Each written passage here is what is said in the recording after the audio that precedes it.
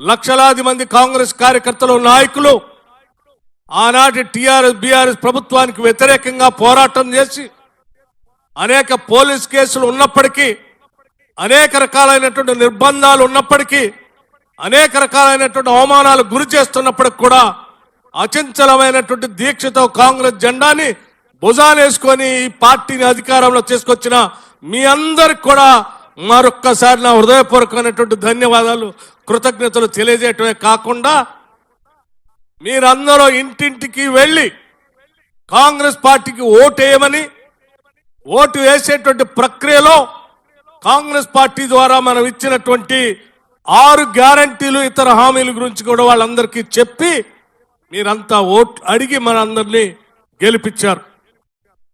గెలిపించి ఓట్లు అడిగినటువంటి మీ అందరు తల ఎత్తుకొని తిరిగేటట్టుగా కాంగ్రెస్ పార్టీ అధికారంలోకి వచ్చిన మరుక్షణం నుంచే ఈ రాష్ట్రంలో మహిళలందరినీ లక్ష్మిలుగా మహాలక్ష్మిలాగా గౌరవించడానికి ఉచిత బస్సు రవాణా సౌకర్యాన్ని ఏర్పాటు చేయడమే కాకుండా ప్రతి నెల దాదాపు 400 కోట్ల రూపాయలు రాష్ట్ర ప్రభుత్వం ఆర్టీసీకి కేటాయిస్తా ఉంది, నిధులు చెల్లిస్తా ఉంది.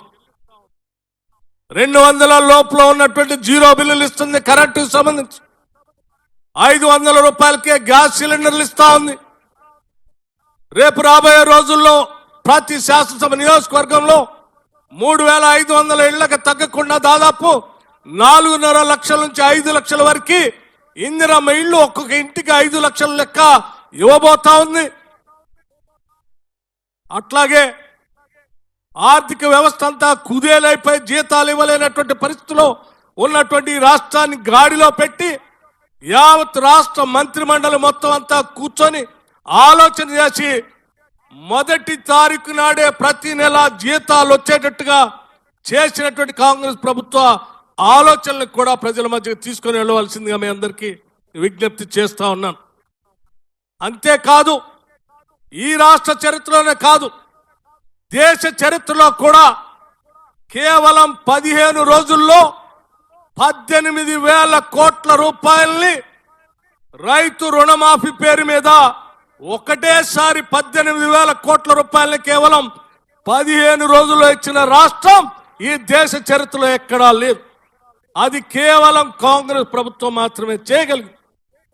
ఇంత గొప్పటి ఉన్నతమైనటువంటి ఆలోచన అమలు చేస్తూ ముందుకు పోతున్నటువంటి ఈ ప్రభుత్వం యొక్క లక్ష్యాల్ని ప్రజల దగ్గర తీసుకొని వెళ్ళి మనం చేసినటువంటి కార్యక్రమాల్ని ప్రజల మధ్య కూడా తీసుకెళ్లే కార్యక్రమాన్ని కూడా మహేష్ కుమార్ గౌడ్ గారు వారి టీంతో కింది స్థాయి వరకు పార్టీ నిర్ణయాల్ని ప్రజల మధ్యకి తీసుకెళ్లేటట్టుగా చేయాలని చెప్పి నేను మనస్ఫూర్తిగా వారిని కోరుతా ఉన్నాను.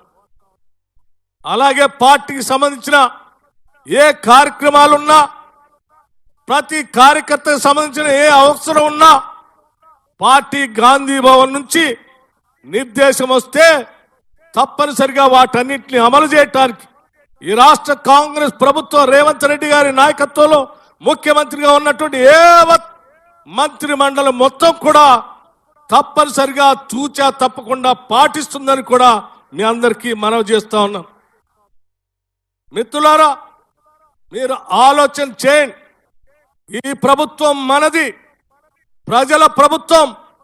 ప్రజల కోసమే మనం సంపద సృష్టిస్తున్నాం. ప్రజలకే సంపదను పంచేటువంటి కార్యక్రమాన్ని కూడా చేపడతా ఉన్నాం.